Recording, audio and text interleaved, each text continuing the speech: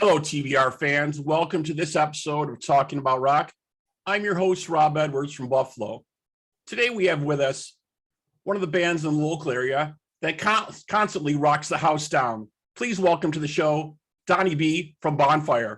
Donnie, how are you today? Good, Rob. Thanks for having me on today. Really appreciate it. Sure. It's great. It's great to talk with you. We know you're going to be coming to town, and I think you're coming to the Star Concert Hall.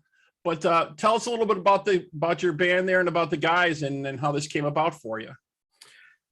Well, it started quite a while back in the mid '90s. Me and some friends that worked at the same TV station in Rochester, we formed a band called High Voltage. And after we saw another tribute band that was a little less than desirable, I said, I think we can do that, and I think we can do it a little better. So we worked real hard at it, and we all learned our specific parts and what to do. And that's kind of where me being able to, perform like Angus came from. I had to learn the guitar parts because I was a guitar player already. I had to learn to play like him, make this kind of the same sounds, and just everything that he did, all of his stage mannerisms by watching videos. And it became a real fun niche thing for me to do. So, I don't write, I don't record, I don't write any originals. I was able to put my time and energy into being an Angus Young impersonator, if you will. So High Voltage played, hundreds of shows upstate New York area, and had a couple member changes here and there. People just couldn't do it anymore. Family issues, things with kids growing up, and just took time. So High Voltage kind of ended at somewhere around 2010, and a lot of the same cast of characters still wanted to do something, but we didn't want to call it High Voltage because we had a great lead singer at the time, and we felt it would have been a little dishonest if we'd gone back out as High Voltage with a different lead singer. So we formed more specifically a Bon Scott tribute band, and we called it BonFire, and that is an AC/DC box set release that we named ourselves after. So we had a singer that could only sing Bon, and we represented ourselves as a Bon Scott tribute band, and we played a lot of good shows, a lot of opening shows. But being a Bon Scott only kind of pigeonholed us that we really couldn't get to bigger crowds, or we couldn't headline. So the gentleman that was singing for us at the time, Michael Vincent, he had a lot of stuff going on with family, wife, kids, a day job that traveled. And he just got to the point where he couldn't play more than once a month, but the requests kept coming in for us to play more. So he said, look, I'm going to retire. You guys keep going on.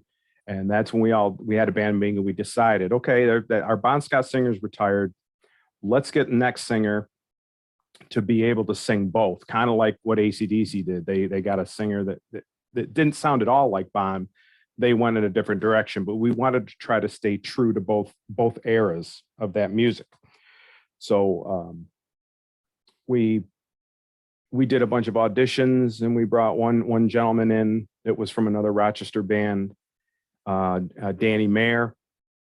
And he lasted in the band a little bit of a while. Unfortunately, he had a fatal work accident, and we lost him. And then we did auditions again, and we end up picking our current singer now, Steve Seniuk. And boy, I tell you, he was really surprised when we told him, he got the job and everything, and he's lived up to all of his expectations. He had background and singing in cover bands for years. He was even part of a Judas Priest tribute band that toured up and down the East Coast. So he had his vocal chops down, and he honed in on the Brian Johnson stuff. And honestly, it's some of our best material. We play everything on Back in Black and a lot of other select Brian Johnson era singles, but we also stay true to our Bon Scott form. And our set lists are pretty much split about 50-50 with the material. So here we are to this day. We're still playing shows. COVID did shut us down for a while, but we've been able to maintain some shows and keep things moving along. And we're just having a great time. Awesome. Quite the history there of what the happenings. Definitely so nice. You moved from the Bon Scott to the Brian Johnson stuff. Do you have any preference yourself? Do you lean more toward the older Bon Scott material, or do you kind of more lean toward the Brian Johnson sound? It's to me, it really amazes me with bands with AC/DC is different, I guess, because most bands, when you get a different singer, you lose a lot of your following. Things change. People's opinions, come out and maybe you're going to lose a lot of fans. I think it really just reinvigorated them when they got Brian. You know what I mean? I think everyone was surprised. Absolutely. And that's a great question as far as which era I like better. There are times we'll be playing some Back in Black material on stage. And if you're out there moving around and you move amongst the drums and the bass and the other guitar and your guitar and the singer coming out of the monitors, it will sometimes make the hair on my arms stand up because there's times it's so sonically close to what we're playing. It really gives goosebumps on some of the Brian Johnson Back in Black material. But we've also done some older Bon Scott stuff as well. Like if we'll do Ride On or Night Prowler, you get the same hair stands up on your arms. Like, wow, it's really fun music to play.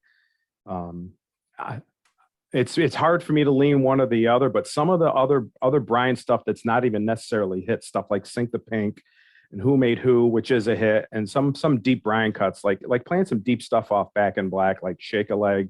Right. Pollution, just amazing material that I think gets overlooked. And I think as a tribute band, I know a lot of people want to hear the hits. And when you go see AC/DC, they really only play hits. They don't really do deep tracks anymore.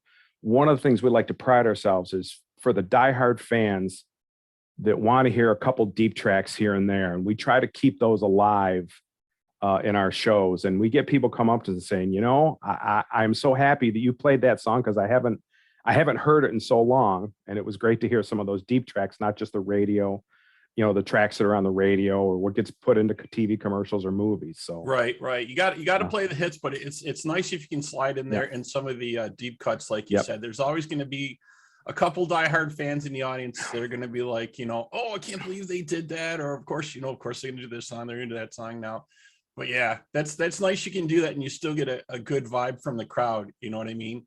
That is excellent. I think the thing that AC/DC did, which was so smart, was pressing on, coming out with Back in Black, making it a tribute to Bon, and just crushing it. Right when that album came out, it was like they are back. Turn it up and rip the knob off, as people would say. I think it was an amazing album that had everybody stand up and take notice of them if they hadn't before. You know what I mean? Because for me, originally, I think in the Bon Scott era, I mean, he had such a unique voice, definitely. But in the Bon Scott era, it always seemed to me that the music was for like the teens, like the preteens and the junior high and the high school. You know what I mean? In that type of era. Maybe that's just because that's around the time I was from. But when Back in Black came out, it was and going forward, everybody knows those songs. Yeah, you know what I mean? Everybody knows those songs. Absolutely, Rob. Here's the analogy that I like to say, and I think a lot of people would agree with me with this, is the early eras before, Brian came in the band, Bon told stories. Their songs were stories of Bon's life or band mischief or anthems of rock and roll. And he lived that way. The way he tells the stories is the way he lived, and he wrote about it. When Brian Johnson came in the band, it became more of a business as usual. Like, okay, now you really have to write songs. Bon was kind of just writing stories. It seemed effortless to him. Brian came in, he had to really hunker down with the other guys and say, look, we got to write a song. I'm rolling thunder, I'm pouring rain, and it came more of a songwriting business rather than a storytelling band. Yeah, I think all those songs, people, the big hits, people, know those words, verse for verse all the time. I'm sure you see them singing them out in the crowd all night. Back to You, stuff like that, stuff from Back in Black, Thunderstruck, Money Talks, just some of the big songs that come to mind for me that I can remember hearing. Of course, everybody wants to hear, Hell's Bells and Highway to Hell, to kind of round it out. But that's awesome. You guys do the deep cuts and things like that to kind of bring that back to the other hardcore AC/DC fans. And it's kind of this kind of switch gears a little bit. It's kind of really so bad that they've had the health issues they've had, and Angus losing his brother and things like that. I don't know if AC/DC will really, come back again through and do another tour. I'm sure all the guys are taking some time with this and thinking about things. I know they've had some newer material come out. Was it, I think Power Up came out, was it a year ago or so like that? Maybe I'm wrong, but I'm thinking we're all hoping and praying that we'll see the boys, one more time at least, Yeah, I don't have any inside information. Being in a tribute band, I don't necessarily follow every news story that comes out. I try to. Most people send me stuff when they hear it, so I kind of find it a roundabout way. But we actually did play 2 cuts off the new album. We did Shot in the Dark and Demon Fire. And we didn't find Shot in the Dark did very well live, but Demon Fire we still play every show, and it gets the foot tapping, the people smiling, and it's a real foot tapping song. So we do play 1 song off the new album at this point. Yeah, the other one I really liked was when they came out with, I think it was Black Ice, and they had was it Rock and Roll Train, I think it was. Yep. That was great. That just kind of fit right into the AC/DC mold. I think a lot of people think, I get this a lot when I talk to people about AC/DC. All their songs sound the same. It's just it's the same chords. It's the same. I don't resign to that type of mentality. I really don't. I think it's great, straight ahead, good time rock and roll music. Yep. You know what I mean? I don't think you need to pick it apart and analyze it if it's good, fun rock and roll music. You know what I mean? Like Rolling Stones or something like that. It's the same type of vibe to me anyways. Absolutely. I mean, I know what you mean. And as a guitar player learning the material, you are playing a lot of the same chords, but the melody is different. The swing can be a little different. The groove can be a little different.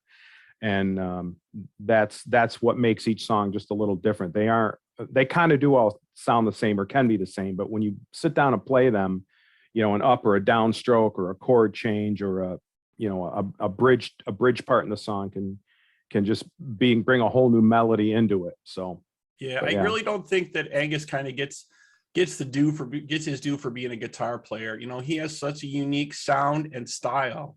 You know what I mean? You always know when it's him playing a song, no doubt in your mind. You know what I mean? And I really don't think he kind of gets up there and gets compared to some of the other guitar players, of the time in the different bands. I kind of don't think he gets his due really. Right. He's not necessarily considered a virtuoso, if you will, say like Eddie Van Halen or Yngwie Malmsteen or Joe Satriani or Steve Vai. Their mentality was write for the song, play for the song as a whole. They looked at their albums as complete works of art rather than, they had a hard time when they wanted to sell their music catalog. They had to make, I don't remember all the details on it, but they were worried that people were going to pick apart their catalog, and they wanted it to be seen as a full work of art. Each individual album is its own entity and be accepted for such, because they also came from an era, and maybe you as well as I as well, you listen to an album from start to finish, and if you liked it, you listen to it again. Now we're in the era of you pick one song you like from 50 different artists and you got 50 different hit singles. These were looked at as complete catalogs, works of art in one package, and it's a bit of a different mentality in today's drastic change in the music world. So yeah, definitely. I just think he plays with such passion, and you can see it in his face every time. You know what I mean? He brings so much emotion and joy to his songs. And it translates electrically to the people. Definitely. You know what I mean? When they see that, you're experiencing an AC/DC show when you've seen Angus play. Like I said, I hope we get a chance to see him come through again. I hope they put out a little bit, other things for us, going forward. Yeah, let's hope we haven't heard the last of them. Definitely. I agree. And to note that, I think, there are a lot of AC/DC tribute bands in varying degrees or calibers and all over the United States and all over the world. And while we're not trying to rule the world or anything, it's about keeping the material alive. To me, it's material I grew up with. So I'm honored to play it, and I just love to play it. Right. And all the guys in the band are also, while they may or may not be AC/DC fanatics or nuts about it, like the individuals, specifics on exactly what year, what album, or who played drums on this album, they all dug in for the purposes of the tribute project, the tribute band project, to learn the material, to learn it as best sonically as they can. Bass player using a pick, our guitars being as similar as they can be, our amplifiers being as similar. I mean, we don't have their money to buy the amount of tubes and speakers that they go through. Part of their sound is their amps literally deteriorating from being run so hard, and speakers being blown and live. And I've seen interviews with the technicians, and they tell the stories that they have a semi full of 60 some amplifier heads, and they just change out and just keep swapping them out. And there's a guy backstage just soldering all day long, fixing this, fixing that. There's guys changing speakers out. That's real rock and roll right there. I mean, they're not smashing guitars or breaking guitars, but Angus's sweat has been known to deteriorate pickups, deteriorate hardware, deteriorate volume knobs, potentiometers. Man, you can't get much more real than that, Very true, very true. And your band has tons of kudos here from, I'm looking through on your website as well, which is excellent. Best Angus ever. No one compares to Donnie B when he is up there on stage. Amazing. This band hits the tones better than anyone I've ever heard. The band that constantly rocks the house down. Been a fan since the beginning. These guys, for all their hard work, I've been hooked ever since. Amazing, amazing. Kudos. Could you give us a little peek on kind of what your show is that you put through? Did you try to bring some of the AC/DC elements to your show or to the stage?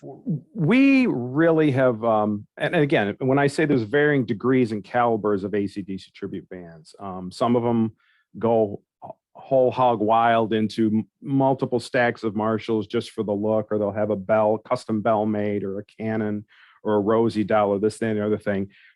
We just don't have the means or the money or the time to do that. So we've concentrated really more on the sonic, the aural effect, trying to get the music as close as we can. Every guy learn their part properly. And while I do the Angus thing as best I can, the duck walk and the hair flying, the costume, the right guitar, play stuff the right way, do the right pick slides, just it's best I can. Same with the rhythm guitar player, Kenny, bass player, Mike, Tommy Reeder on drums, and Steve on vocals. More or less, Steve and I stay up front, and entertain the crowd more. Those backing vocals, bassing, rhythm guitar come up to sing, and then they go back, and the drummer just keeps it driving. So I wouldn't say it's a lot of flash compared. I mean, when you think of AC/DC, before they had the big production, before they had a bell, and before they had the cannons, they're really just a band on stage surrounded by their equipment and playing. It took that album and saying, hey, well, maybe we should get a bell. Okay, well, what do we do next? Well, now we'll get a Canon next. Well, now we'll get a Rosie down next. So right. There's only so much we can do because we all have day careers. Our bills are paid we all have day careers. Sure. We play it for fun, but we take it seriously, and we're vested in it in our as a tribute band project. And that's our entertainment values. We love doing it. We love bringing it to the people. We love to make the people dance, make the people smile, just put our heart and soul as best we can into it with the time we have, and we try to get, good shows at good places, have at least a little bit more room to move around. We played super small places. We're all on top of each other. And we've had a few places a little bigger. We can run around a little bit, or myself and Steve can run around a little bit. So. Yep. Yeah. So since Angus, he plays his signature Gibson SG. Have you always played that? Do you have a couple different ones you like to play yourself? Or I had not even ever played an SG until I got into the tribute band, and even when I got into the tribute band, I had two Les Pauls at the time. They're actually right back here. So it was way different for you, kind of a different feel. It was. A Les Paul's a heavier guitar, and I wasn't even really a lead guitar player. I was more of a rhythm guitar player. And back when we formed in the 90s, the other guy looked at me and says, I'm no good at solo, so you're going to have to do it. So I said, okay, that's my turn to step up. So the first handful of shows that we played as High Voltage way back in 94, I was just using a Les Paul and a Marshall combo amp type thing. And we just wanted to see how it was going to work out. And the turnout was fabulous, and the kudos. And the first show that we played, we only had like 10 or 12 songs. We had to play a couple of them over again just to get through the night. And again, it was just a trial show. We only had a handful of songs. Right. So once we got rolling, we're like, okay. So I started looking around at stores, for an SG. And back in the 90s, a lot of Gibsons they didn't really have a lot of value, a lot of high value like they do today. Oh, they do today. Yes. Oh, big time. So I ended up going to Stutzman's up in Rochester, and I just walked up to the counter, and they were a Fender dealership. So there was Fender guitars everywhere, which is fine. And I said, I'm looking for a used Gibson SG. And I just kind of looked around the guy's corner, and there was an SG sitting facing the counter right behind him. And I said, kind of like that. So he turns it around and goes, oh, this whole thing, it's got a little neck warp and twist in it, but we're going to give it to our luthier and get it going. And I gave my card, and I said, well, may I have first shot at it when it's ready? Yeah, probably be 3 weeks, 4 weeks when they fit it into the luthier's schedule. Well, sure enough, he called me. I went down, I bought the thing. I have cheap. I didn't even have $400 and some dollars for the case. Nice. And that was with pickups and everything. Yeah, I'm seeing. Is it this one? Let's see. Nice. Yeah, it's this one right here. This is my A number one. You can see the buttons through the years on the jacket. Have hit this off. Yeah, if that's an original when it's all in mint, that's like $800, $1,000 nowadays. It's easy. But yeah, I did change out. I've gone through a couple different pickups, but I use a Solo Dallas Bridge 71 here in the back. This is stock. Gone through some different pots through the years, different switches, just because you wear them out. But it's been busted a couple times at the top by accident. You end up hitting on something, and it was even cracked through here at one point because I hit it on something and it just dangled by the wires. And that wasn't during a show. It was broke once during a show, but it was the last song of the night. I was down on my knees and the headstock just hit the floor and it snapped. And another time our drummer accidentally knocked it off the guitar stand at practice and it went face down. And it was carpeted though. So I'm really surprised, but it took the shot and it just cracked it. So it doesn't take any abuse really. It's a very, So, but I hit the heck out of it. I use what's considered a Fender extra heavy. It's a really thick, it's like playing with a quarter. I don't want any flex. You cut right through and that's part of the tone. Actually chewing up the pick is actually part of their tone. Both Malcolm and Angus, they go through a lot of guitar picks during the show, but that's part of that sound. Yep. Well, and you bring up a good point to it. And you said about tone. I know that's huge for guitar players in general. If somebody's doing original material, I always hear constantly, I'm looking for my sound, I'm looking for my tone. And some guitar players, it takes a real long time. Did it take you a little while to kind of mimic Angus to kind of get to the right type of sound that you were happy with? It really evolved since the 90s, but it did always contain Marshall amplifiers. I started with a 212 combo amp, was JCM 900 level. Then I went to an amp head version and a separate speaker cabinet. And I even went backwards to a JCM 800 50 watt head, which I still have. It's like a third string. But once I got to a point where I could afford a reissue model the model number is 1959 Super Lead. It's not the year. It just happens to be a model number. They use strange model numbers like 1987X is a 50 watt, 1959 is a 100 watt. So I bought one of those and I had it just completely gutted and modified by Trace Davis at Voodoo Amps. And he knew what project I was doing. And it was over the years. He goes, well, this will get you a little closer. Changing this will get you a little closer. Changing that will get you a little closer. Changing the output transformer, changing to this, changing that. So eventually this Frankenstein amp, was still a Marshall in the box, became my tone, what I found acceptable, and working with him to say, I'm playing AC/DC. I want to try to copy both eras as close as I can. And so we did that, and that's been my number one head. Then I found a second version. They made a reissue 1 and they made a reissue 2. There's some components were different on the board. They added effects loop. He went through that amp and did all the changes on the second amp as he did the first amp. And my rhythm guitar player ended up doing the same thing. He bought a reissue 2 first and had it all modded towards the Malcolm end. And then he found a reissue 1. So we both actually have the Marshall reissues, and they've been modified by Voodoo Amps. And he's the only guy that works on our amps, Trace Davis. So Yeah, I know so many people have sworn by the Marshall amps for years and years and years. You see a lot of the classic rock bands, they're still using Marshall today. I mean, some of the folks have tried some different ones. They've swapped them out for some different amps, but I think the Marshall sound, I'm sure they're not tube anymore like they were in the day, and you get a totally different sound from the tube amp. But Right. I think it's such a distinctive sound and a distinctive brand. Like you said, people are looking to see if you got those on the stage. I mean, I've seen Yep. so many professional shows where the stage is just racked with their Marshalls standing there, kind of dominating, which is nice. Yep. And we've even gone as far as, I was a big proponent of just using a Marshall 412 cabinet just like it was. And my fellow guitar player, Kenny, started experimenting with a couple different cabinets, and I heard his tone, just how things changed and how it either got darker or lighter. And so he got me into looking into what speakers AC/DC uses, which is Celestions, and Marshalls do come with Celestions.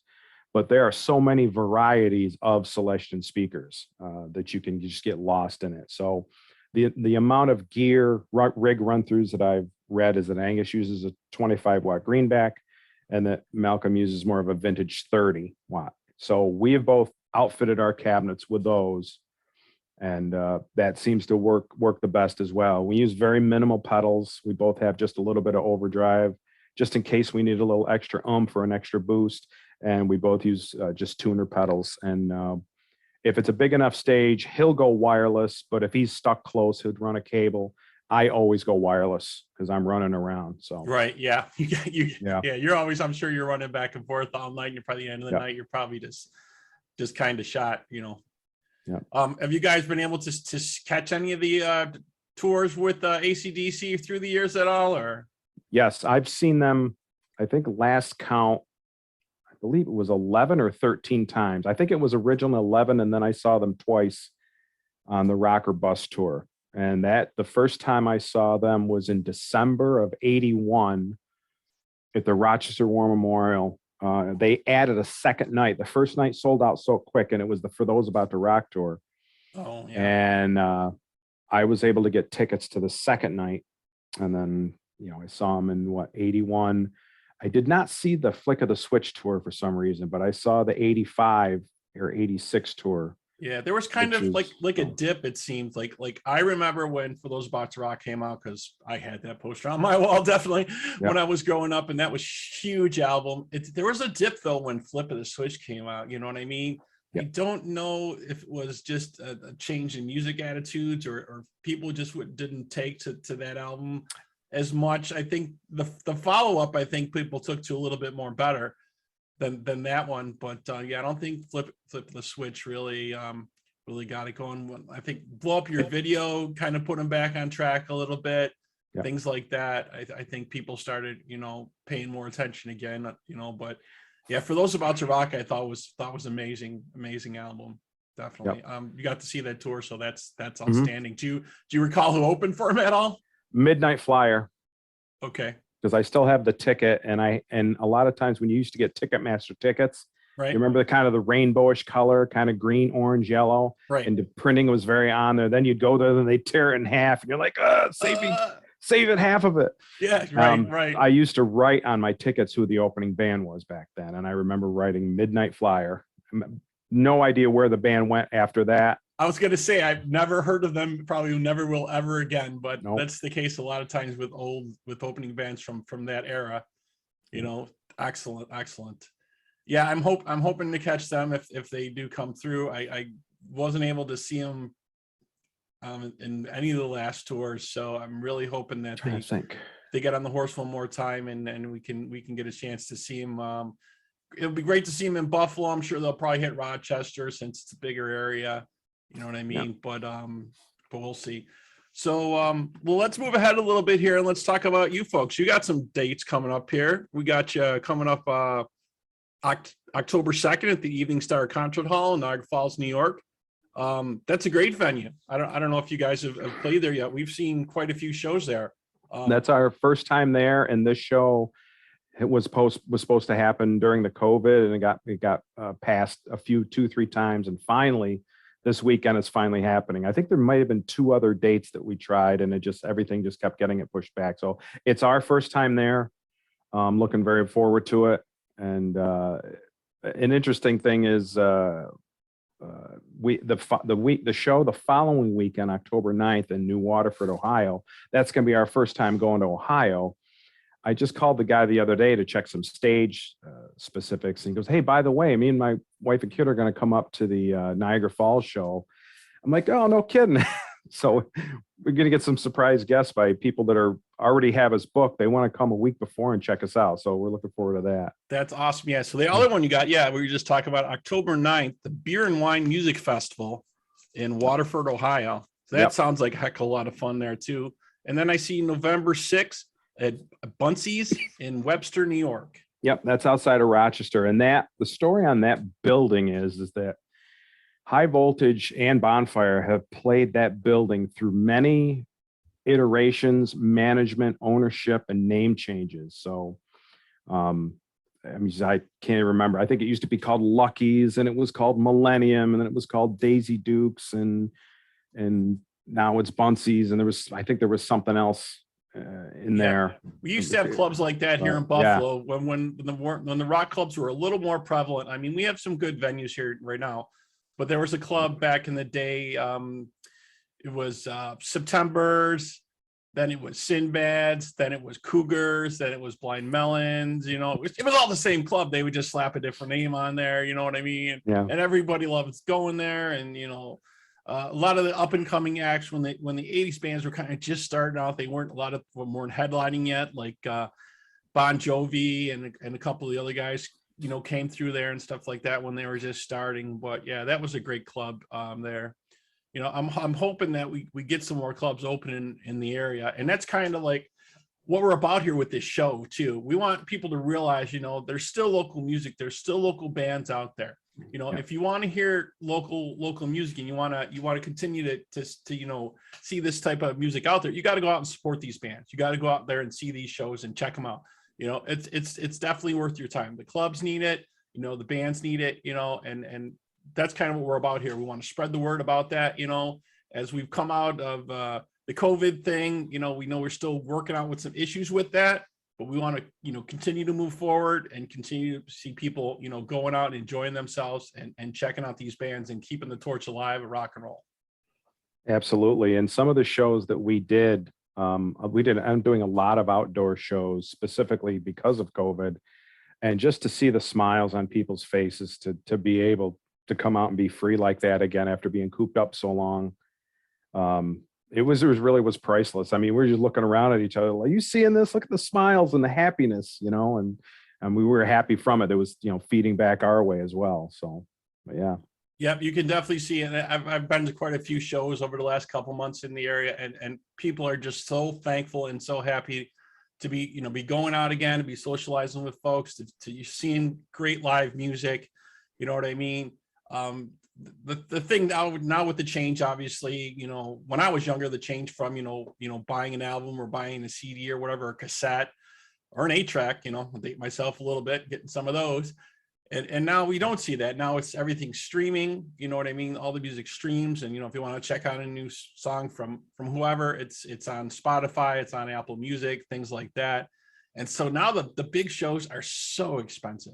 You know what I mean? If you want to go see, a big pro name act, it's you're selling out a couple $100. And in my day, you could see probably 4 or 5 shows a summer for a couple $100. Mm-hmm. You know what I mean? Yeah. Now you got to really pick and choose. So I think that's why the tribute band thing is exploding all over the place. You know what I mean? Because people just can't shell out, $100 every couple months when they want to see, their idols, from this era or that era. You can't do it, Well, plus the fact that AC/DC waits so long between albums and tours, I feel that we, AC/DC tribute bands collectively, we offer to keep that spark alive and offer that entertainment value on a, much lower out-of-pocket scale.